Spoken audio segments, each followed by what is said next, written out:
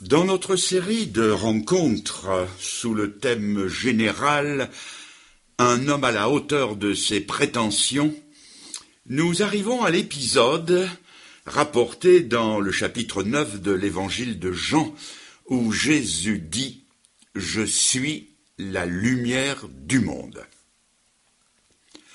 Le premier verset de la Bible nous présente Dieu, le Père, dans la création de l'univers.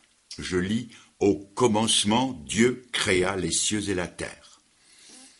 Dans le deuxième verset, nous trouvons Dieu, le Saint-Esprit, dans son travail silencieux au sein des ténèbres. Je lis que la terre était informe et vide, il y avait des ténèbres à la surface de l'abîme, et l'Esprit de Dieu se mouvait au-dessus des eaux. Dans le troisième verset, on trouve Dieu, le Fils, dans sa victoire sur les ténèbres. Dieu dit, c'est-à-dire Dieu parle, la parole, Dieu dit que la lumière soit, et la lumière fut. Ces trois premiers versets nous expliquent déjà, dans un raccourci saisissant, l'histoire d'un monde déchu et l'annonce de son rétablissement. Dieu n'a pas créé la terre pour qu'elle soit couverte de ténèbres, ni informe, ni pour être vide. C'est ce que dit Ésaïe 45, verset 18. Le mot pour informe et vide est le mot hébreu tohu bohu, qui se retrouve en littérature et qui veut dire le chaos. Je conseille à ceux qui le peuvent de lire les commentaires Scofield de la Bible qui porte son nom. Ils donnent un éclairage intéressant sur le sujet. Pourquoi le verset 2 de la Bible parle-t-il de tohu bohu, de chaos, de ténèbres, vide et abîme? Parce que entre le verset 1 et le verset 2 aurait eu lieu la révolte de Satan, la tragédie de l'introduction du péché dans l'univers. Et le jugement de Dieu sur le péché fut un cataclysme qui plongea notre globe dans un état chaotique, le tohu-bohu.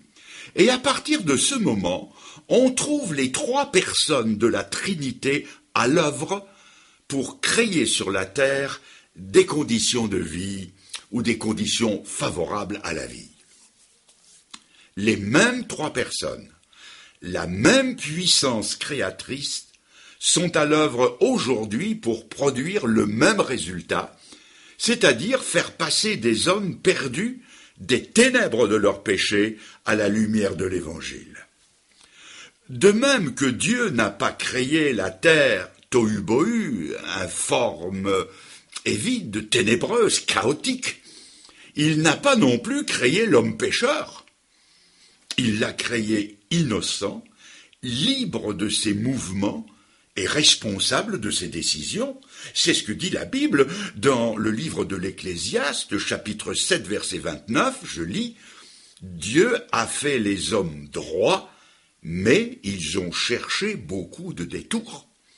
Dieu, par sa parole, avait dit à l'homme « Le jour où tu pécheras, tu mourras certainement. » Mais en couple, ils ont préféré la parole de l'adversaire qui leur a soufflé le contraire. Vous ne mourrez pas, mais vous serez comme des dieux. Et depuis lors, la situation de l'homme est devenue chaotique et sans espoir. D'où une cascade de textes dont en voici deux. Je le tire de la deuxième épître aux Corinthiens au chapitre 4, sous la plume de l'apôtre Paul, inspiré par le Saint-Esprit.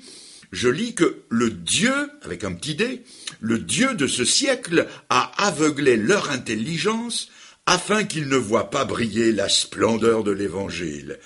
Et encore l'épître aux Romains, chapitre 1, verset 21, les hommes se sont égarés dans leurs pensées et leur cœur sans intelligence a été plongé dans les ténèbres. Mais si l'homme, quant à son âme, est séparé de la source naturelle de la lumière qu'est Dieu, il voudra de la lumière à tout prix, et il remplacera celle qu'il a perdue par de l'artificiel, comme le soir nous suppléons au manque de soleil par la lumière électrique. Mais quelque utile que soit cette dernière, qui, je vous le demande, voudrait vivre constamment dans la lumière artificielle? Qui voudrait vivre sous un ciel noir que trouerait seulement la lumière des projecteurs? Qui voudrait vivre 24 heures sur 24 dans une ville lumière, dans un palais éblouissant de clarté fabriquée? Personne ne le voudrait, et d'ailleurs personne ne le pourrait. Le monde dépérirait rapidement comme une plante qui s'étiole. Dans le domaine spirituel, les mêmes lois sont en vigueur. Notre âme a été créée pour vivre dans la lumière de son Créateur, et hors de sa clarté, elle s'étiole et elle dépérit, et aucun substitut ne la remplacera. Des millions d'hommes aujourd'hui laissent faner leur âme sous un ciel d'encre. La nuit de leur péché les sépare du jour vivifiant, et ils n'ont pour toute lumière que le réverbère papillotant de la raison, le projecteur fascinant des richesses, le néon spasmodique du plaisir, le flambeau fumeux du savoir, les cierges fondants de la religiosité, les allumettes éphémères de la célébrité, et avec ces pauvres luminaires, ils s'acheminent en tâtonnant vers le sombre tombeau où les attend l'obscurité de ce que Jésus appelait les ténèbres du dehors. La situation de l'homme coupé de Dieu est sans issue, et elle le resterait si Dieu n'intervenait pas en sa faveur. La clarté dont nous avons besoin pour nos âmes ne viendra pas d'une illumination intérieure quelconque, mais de Dieu qui a dit que la lumière soit et la lumière fut, et de Jésus-Christ dont il est dit sur ceux qui étaient assis dans la région de l'ombre de la mort, la lumière s'est levée. On trouve ça dans l'évangile de Matthieu chapitre 4 et verset 16. La lumière dont nous parlons, la lumière fait trois choses. Premièrement, la lumière dissipe les ténèbres. Deuxièmement, la lumière donne la vie. Et troisièmement, la lumière reflète ou réfléchit la lumière. Premièrement, donc, la lumière dissipe les ténèbres. La lumière que Dieu donne n'est pas simplement une puissance de rayonnement, pas plus que la résurrection dont Jésus parle n'est une date dans l'histoire ou que le chemin qui mène à Dieu est un code à appliquer. Non, non. La lumière, comme la résurrection, comme le chemin, c'est une personne. Jésus a dit « Je suis la lumière du monde ». Et si vous voulez voir la vraie lumière, celle de Dieu, c'est à Christ et à Christ seul qu'il faut aller. Car le prologue de l'évangile de Jean dit « Cette lumière est la véritable lumière qui, venant dans le monde, éclaire tout homme. » Mais ici, une question capitale se pose. Comment voir cette lumière? Les hommes sont aveugles. C'est ce que dit le texte que je vous ai déjà cité. L'évangile est encore voilé pour ceux qui périssent, dont le Dieu de ce siècle a aveuglé l'intelligence pour qu'ils ne voient pas briller la splendeur de la gloire de Christ qui est l'image de Dieu. 2 Corinthiens 4. Or, un aveugle ne peut pas voir la lumière. Un des prodiges de la science médicale est la greffe de la cornée transparente qui maintenant rend la vue chaque année à des milliers de personnes. La cécité peut survenir par l'obscurcissement de la cornée. La chirurgie savait comment enlever une section de la cornée opaque et insérer à sa place un morceau de la cornée d'un œil sain. Mais rarement, on pouvait trouver le tissu vivant nécessaire à l'opération. Il devait venir d'une personne dont l'œil accidenté devait être enlevé, ou de l'œil d'une personne décédée qui avait au préalable fait don de ses yeux à la science. C'est ainsi qu'une banque des yeux a été créée, vers laquelle sont acheminés les cornées enlevées immédiatement après la mort, et elles doivent être employées dans les 2 jours. Un chirurgien dans une grande maternité eut le devoir d'annoncer à un homme la mort de son enfant qui n'avait vécu que quelques heures. Cet homme répondit qu'il avait lu le récit de la greffe de la cornée, et il a demandé si les yeux de son enfant pouvaient être employés pour redonner la vue à un autre. Après formalité, les yeux de l'enfant furent mis dans une solution stérile, et le lendemain employés dans 2 opérations qui rendirent la vue à un père d'une grande famille aveuglé dans un accident d'usine, et l'autre à une jeune mère aveuglée par l'explosion d'un réchaud à alcool. Ainsi, par la générosité de cet homme et par les yeux de cet enfant, 2 personnes recouvrèrent la vue. Vous me demandez peut-être pourquoi je vous raconte cette histoire. Parce qu'il y a 20 siècles, un autre enfant est né dans ce monde de ténèbres et de péché. Il est venu faire le don de sa vie. Il est venu apporter la lumière du ciel, car il était la lumière du monde. Il est venu nous faire voir le Père. Il a dit de lui-même, celui qui m'a vu a vu le Père. Hélas, les hommes étaient aveugles. Il fallait plus qu'une lumière qui brille. Il fallait une opération divine, une greffe céleste, que la Bible appelle la nouvelle naissance ou la conversion. Et Christ a donné sa vie. Mais encore fallait-il qu'il nous ouvre les yeux de la foi pour en saisir la signification. Quand une vitre sale ne laisse plus passer qu'une lumière diffuse, il ne suffit pas d'augmenter l'éclairage. Il faut une opération de nettoyage, il faut laver la vitre. Et pour nous, il faut aussi une opération de nettoyage. Il faut l'opération intérieure du Saint-Esprit que la Bible appelle la nouvelle naissance. C'est ce que Jésus a dit au théologien Nicodème. Si un homme ne naît de nouveau, il ne peut pas voir le royaume de Dieu. Et s'il ne peut même pas le voir, combien moins encore y entrer? On trouve ça dans l'évangile de Jean, chapitre 3, verset 3. Quand ce petit garçon, à la demande de sa mère, lava la vitre de la cuisine, il nettoya l'extérieur avec soin, mais il oublia l'intérieur, jusqu'à ce que sa mère lui fit remarquer qu'il avait beau frotter le dehors, c'était aussi le dedans encrassé par les vapeurs d'huile de cuisine qu'il fallait récurer. Ainsi, bon nombre de personnes se revêtent d'un extérieur de respectabilité. Leur savoir-vivre est parfait, leur politesse exquise, leur mine avenante et leur mise soignée. Ils sont honorables quant au dehors, mais la lumière de l'Évangile n'a jamais pénétré au-dedans. Le sang de Jésus-Christ qui purifie de tout péché, dit l'Écriture, n'a jamais passé à l'intérieur de leur vie. Et le résultat, comme le disait quelqu'un, c'est que la vitrine est engageante, mais l'arrière-boutique est crasseuse. À Londres, à Hyde Park, il y a un endroit de ce parc très fréquenté qui est appelé le coin des prédicateurs, où n'importe qui peut s'exprimer librement et publiquement.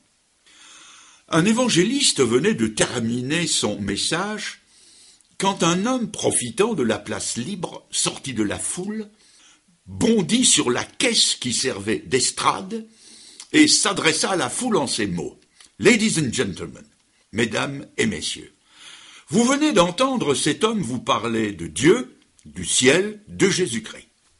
Il a aussi beaucoup parlé de la mort, du péché, du diable et de l'enfer. J'espère que vous n'en croyez rien. Je refuse de croire à ce que je ne vois pas, Et sur ce ton, il continua de ridiculiser le christianisme dans ses articles de foi. Mais il n'allait pas s'en tirer si facilement. Comme il terminait sa harangue, un autre homme se fraya un chemin à travers la foule et il s'adressa à elle en ces termes. « Ladies and gentlemen, mesdames et messieurs, chers amis, j'entends dire que près d'ici coule une rivière. Je n'en crois rien. Beaucoup disent que l'herbe des alentours est d'un beau vert tendre. Je n'en crois rien. Certains disent que le long de ces promenades, il y a de beaux buissons fleuris qui plaisent à l'œil. Je le déclare à nouveau, je n'en crois rien. Je sais que vous tous ici qui m'écoutez, vous pensez « cet homme parle comme un insensé ». Et pourtant je suis sérieux. Je n'ai jamais vu la rivière. Je n'ai jamais vu l'herbe verte. Je n'ai jamais regardé les belles fleurs, car je suis aveugle-né. Et plus je vous parle de ces choses, plus il vous devient évident qu'à moins que ma vue soit restaurée, je ne verrai jamais les choses dont je parle. Mais cela ne justifie pas mon insistance à ne pas croire en ce que je ne vois pas, certainement pas. Se tournant alors dans la direction de celui qui avait parlé, il dit « Monsieur, par vos dénégations, vous ne démolissez pas ce qui existe. La seule chose à laquelle vous êtes arrivé, c'est à prouver que vous étiez aveugle, aveugle spirituellement, et qu'en cela est la raison de votre incompréhension de ce que d'autres savent être la vérité. » Ce que l'aveugle que Jésus a rencontré sur le chemin, ce que cet aveugle avait besoin, ce n'était pas d'un plus haut standing de vie, ni d'un autre vêtement, ni d'une autre canne blanche, ni même d'un chien d'aveugle, ni aucune autre chose, sinon recouvrer la vue. Il le demanda à Jésus, et il fut exaucé à l'instant. Un monde nouveau qu'il n'avait jamais soupçonné s'ouvrait devant ses yeux émerveillés. Ce que le monde a besoin aujourd'hui, c'est que les yeux de sa foi s'ouvrent pour voir celui qui a dit « Je suis la lumière du monde, et celui qui me suit ne marchera pas dans les ténèbres. » Si je transpose cela dans ma vie personnelle, cela veut dire que le jeune homme que j'étais à l'époque vivait dans les ténèbres. Je cherchais ma voie à tâtons, comme un aveugle. Je tournais en rond, comme dans une partie de Colin Maillard. Satan avait mis sur mon âme le bandeau des péchés qu'il m'avait poussé à commettre. Mais maintenant, j'aime le dire, et je le dis tout haut et bien haut, mais maintenant les choses ont changé. Comme Dieu fait briller la lumière dans les cœurs et sépare la lumière d'avec les ténèbres, il m'a séparé des choses qui m'aveuglaient et me perdaient. Il m'a séparé de certains amis dont la compagnie ne pouvait m'être profitable. Il m'a séparé de certaines habitudes négatives, d'un certain langage déplacé, de certaines passions qui dominaient sur moi et dont je n'avais pas le contrôle, de certains spectacles mondains autant frivoles que légers qui souillaient mon âme, de certains regards que je posais sur les autres, de la concupiscence ambiante comme des propos scabreux et des histoires grivoises et d'une kyrielle d'autres choses plus obscures les unes que les autres. Et il a mis dans mon cœur de nouveaux sentiments, de nouvelles aspirations, une autre dimension de vie. Il me fait fuir les miasmes de l'enfer et me fait respirer l'air pur des sommets de la communion avec lui. Quelqu'un dira peut-être cette joie dont vous nous parlez, cette paix, ce bonheur, cette lumière, c'est pour plus tard, c'est pour l'après-vie, mais pas du tout. Car si on continue la lecture de 2 Corinthiens chapitre 4 que j'ai abondamment cité, l'apôtre Paul sur sa lancée dit au verset 7, « Ce trésor, nous le possédons dans des vases de terre. » C'est une réalité présente. Cette glorieuse lumière supraterrestre brille dans le cœur de tout racheté, non pas 1 heure par semaine le dimanche matin, mais tous les jours, à chaque instant, parce que le Seigneur qui est lumière est venu faire son habitation dans les cœurs. Vous allez me dire, Fernand le Grand, vous nous mettez l'eau à la bouche. Mais demandera quelqu'un, comment puis-je, moi aussi, être pénétré de cette lumière qui donnera un sens à ma vie? Eh bien voilà. Voilà une explication. Quand vous rentrerez chez vous ce soir, vous trouverez la maison plongée dans l'obscurité. Pourquoi? Parce qu'il n'y a pas d'installation électrique chez vous? Non. Parce qu'il y a une coupure générale de courant? Non, bien sûr. Parce qu'il n'y a pas d'ampoule au lustre? Non, bien sûr.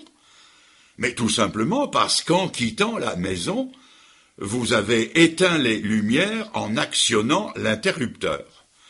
Vous avez ainsi mis l'installation hors circuit. Eh bien ça, c'est notre état spirituel. Je vous l'ai dit, nous sommes coupés de Dieu. Nous sommes hors circuit avec Dieu, et même en court-circuit avec lui. Nous avons perdu le contact avec lui, c'est la Bible qui le dit, je vous cite, Ésaïe 59. Ce sont vos péchés qui ont fait séparation, coupure entre vous et votre Dieu. Et le résultat, c'est qu'on est dans l'obscurité comme lorsqu'on a tout éteint en quittant l'appartement. Que faut-il faire pour retrouver la lumière? Simplement 3 choses. La première, savoir où est l'interrupteur. La deuxième, croire que si vous appuyez sur le bouton, la lumière reviendra. Et troisièmement, il faut appuyer sur le bouton.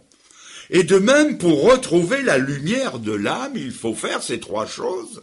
La première, reconnaître que vous êtes hors circuit avec Dieu et coupé de lui par vos péchés. La deuxième, c'est de croire que si vous en appelez à Jésus-Christ, la lumière du pardon vous illuminera. Et la troisième, c'est passer à l'acte, pousser sur le bouton si vous préférez, c'est-à-dire le recevoir dans votre cœur comme votre sauveur personnel et, en un éclair, la lumière jaillira dans votre vie. Nous venons donc de voir le premier point, nous l'avons vu assez longuement, la lumière dissipe l'obscurité. Voici le deuxième point, la lumière donne la vie. Portez les yeux partout, et vous verrez que la lumière et la vie sont indissociables. La lumière appelle la vie. La graine de haricot que l'on enfouit dans le potager, le jardin, ne s'enfonce pas dans la terre. Il monte en surface vers la lumière.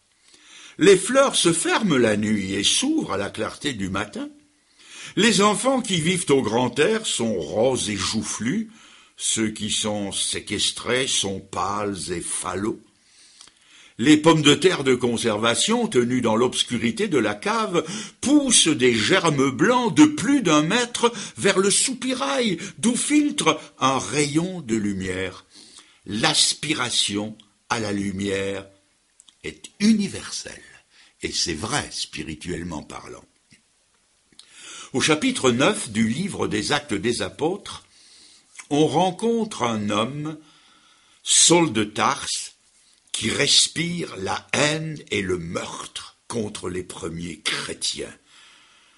Muni de lettres qui lui donnent plein pouvoir, escorté de la troupe, il monte vers Damas pour ravager l'église naissante qu'il considère comme une secte qu'il faut faire disparaître.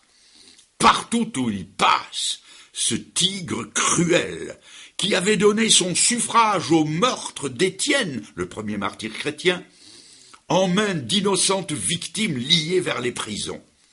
À Jérusalem comme à Damas, on tremble, mais on prie. Et tandis que Saul de Tarse brûle les étapes, dans le ciel, un événement stupéfiant se prépare. Le branle-bas de combat sonne. Ce n'est pas un ange puissant qui se prépare à défendre des agneaux sans défense, ni un archange, ni les armées des cieux, mais c'est Jésus lui-même qui se lève alors qu'il vient à peine de rentrer dans le ciel après son ascension. Stupeur dans le ciel, étonnement sur la face des anges. Celui qui est la lumière du monde descend avec gloire sur le chemin de Damas. L'intense rayonnement de son apparition éclipse celle du soleil. Plaque Saul de Tarse au sol, et la voix du Seigneur tonne. Saul, Saul, pourquoi me persécutes-tu? Frappé d'aveuglement, on le conduira dans une maison à Damas, où pendant 3 jours, il va se mettre à prier. Ces longues heures de tête à tête avec le Seigneur sont un terrain sacré. C'est pendant qu'il est là, aveugle, que la lumière douce de l'Évangile fait son chemin dans son cœur endurci, et que des écailles lui sont tombées des yeux, lui prouvant à quel point il était aveugle. Ce que je veux que vous voyiez, c'est que dans la maison où on l'a conduit, il est entré aveugle. Il en est sorti voyant clair. Il y est entré comme un tigre. Il en est sorti comme un agneau. Il est entré fils du diable. Il en est sorti enfant de Dieu. Il est entré pharisien orgueilleux. Il en est sorti humble esclave de Jésus-Christ. Il est entré Saul de Tarse. Il en est sorti Paul, le prince des apôtres. Il est entré mort dans ses péchés. Il en est sorti vivant pour Dieu. La vie et la lumière de Christ étaient en lui. Ces 3 jours ont marqué sa vie et façonné son ministère au point que plus tard, dans sa défense, devant une cour royale composée du roi Agrippa, de Bérénice et du gouverneur Festus, il redira les paroles qu'il avait entendues de la bouche du Seigneur à cette occasion. « Je t'ai choisi du milieu de ce peuple et du milieu des païens vers lesquels je t'envoie, pour que tu leur ouvres les yeux, pour qu'ils passent des ténèbres à la lumière et de la puissance de Satan à Dieu, pour qu'ils reçoivent par la foi en moi le pardon des péchés et l'héritage avec les sanctifiés. » Nous en arrivons à notre 3e point. Nous avons dit premièrement que la lumière dissipe les ténèbres. Deuxièmement, que la lumière donne la vie. Et maintenant, troisièmement, que la lumière reflète ou réfléchit la lumière. Recevoir Christ comme lumière de vie, c'est recevoir la responsabilité qu'il nous transmet lorsqu'il dit « On n'allume pas une lampe pour la mettre sous le boisseau, on dirait aujourd'hui sous un capuchon, mais on la met sur un chandelier, et elle éclaire tous ceux qui sont dans la maison. Que votre lumière luise ainsi devant les hommes, afin qu'ils voient vos bonnes œuvres, et qu'ils glorifient votre Père qui est dans les cieux. » On trouve ces paroles du Seigneur dans le chapitre 5 de l'Évangile de Matthieu. Chaque jour, le soleil descend sur l'horizon et disparaît. Le désespoir nous étreindrait s'il ne devait plus réapparaître le lendemain. Ce serait pour le monde entier une lente agonie. En peu de temps, notre globe se figerait au zéro absolu. Mais Dieu nous a laissé un signe irréfutable qui nous prouve que, même absent, il continue de briller et que bientôt l'astre de la vie sera de nouveau là. Nous tournons les regards vers une autre partie du ciel et nous voyons cette oblongue capsule, la blonde amie de Cyrano de Bergerac qui nous fait un clin d'œil, un clin d'œil complice pour nous dire que il est toujours là, le soleil, et que bientôt Chanteclair, avec le frère d'or du haut de son clocher, pourra chanter son hymne au soleil. La lune, c'est un astre mort en lui-même, qui n'a pas de lumière propre, mais qui fidèlement reflète la lumière du soleil disparu, et nous garantit que, quoique invisible à nos yeux, il brille toujours du même éclat. De même, pendant l'absence de son Seigneur, le chrétien est appelé à refléter dans sa vie l'éclat lumineux de ses perfections, comme la lune reflète l'éclat du soleil. Bien sûr, chacun l'a compris, on n'aura jamais un coup de soleil en regardant la lune. Mais un authentique chrétien, par sa vie, atteste que le Seigneur est toujours là et que bientôt il va revenir. Lorsque le Seigneur a guéri les 10 lépreux, il ne les a pas envoyés prêcher un sermon, il les a envoyés vivre un sermon en leur disant « Allez vous montrer, vous faire voir aux sacrificateurs, c'est-à-dire aux prêtres. » Avez-vous déjà entendu la bonne nouvelle ? Demanda un jour un missionnaire à un Chinois qui lui répondit « Non, non, je ne l'ai jamais entendu, mais je l'ai vu. Je connais un homme qui était une terreur dans tout le district. Il était parfois féroce comme un animal sauvage et il fumait l'opium. Et quand il accepta la religion de Jésus-Christ, il fut tout changé. Maintenant, il est humble. Il n'est plus mauvais, il a abandonné son opium. J'ai vu par là que la bonne nouvelle de l'Évangile et le service de Jésus-Christ sont bons. Il ne l'avait jamais entendu, mais il l'avait vu.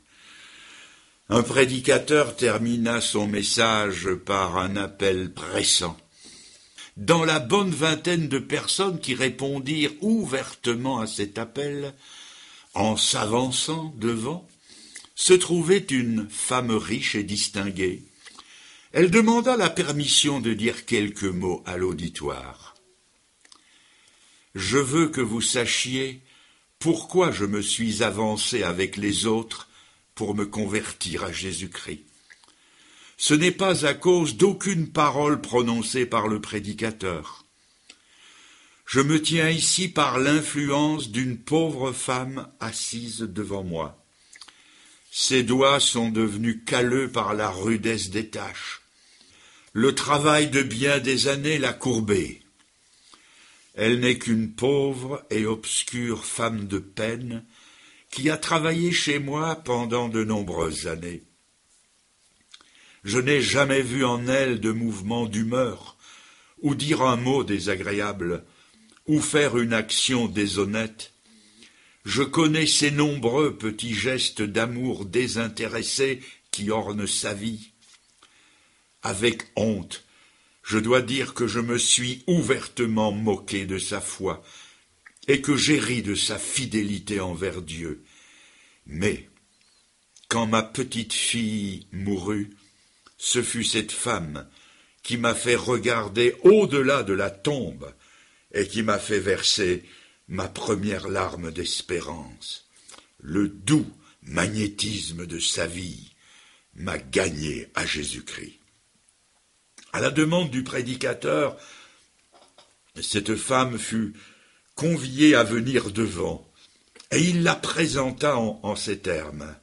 Il dit « Je vous présente le vrai prédicateur de ce soir. » L'audience tout entière se leva dans un silence respectueux, non exempt de quelques larmes. Mes amis, les lampes ne parlent pas, elles éclairent. Les phares ne font pas de bruit, ils illuminent. Vous donc, mes amis qui ne connaissez pas encore Christ comme votre sauveur personnel, mais qui êtes néanmoins venus ici ce soir pour écouter la prédication de sa parole, tandis que la lumière de l'Évangile parcourt encore ce monde, tournez-vous vers lui avant que ne viennent les jours sombres prophétisés par le Seigneur. Pendant que je suis dans le monde, je suis la lumière du monde, mais la nuit vient où personne ne peut plus travailler. Nous terminons par une courte prière que je vous invite à suivre et même à vous approprier en la redisant silencieusement de tout votre cœur à Dieu. Et je vais la dire, je vais prier plutôt lentement afin que vous puissiez suivre et vous l'approprier. Nous nous inclinons tous.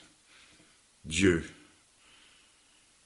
merci pour ta parole qui a été méditée ce soir.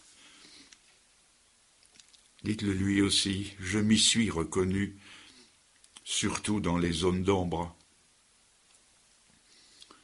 J'ai souvent tourné le dos à la lumière de ton Fils, et ma propre ombre était là devant moi, à mes pieds.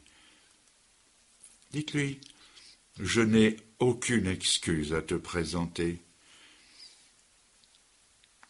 Seigneur, j'ai presque toujours préféré les ténèbres à ta lumière parce que, comme tu l'as dit, mes œuvres étaient mauvaises.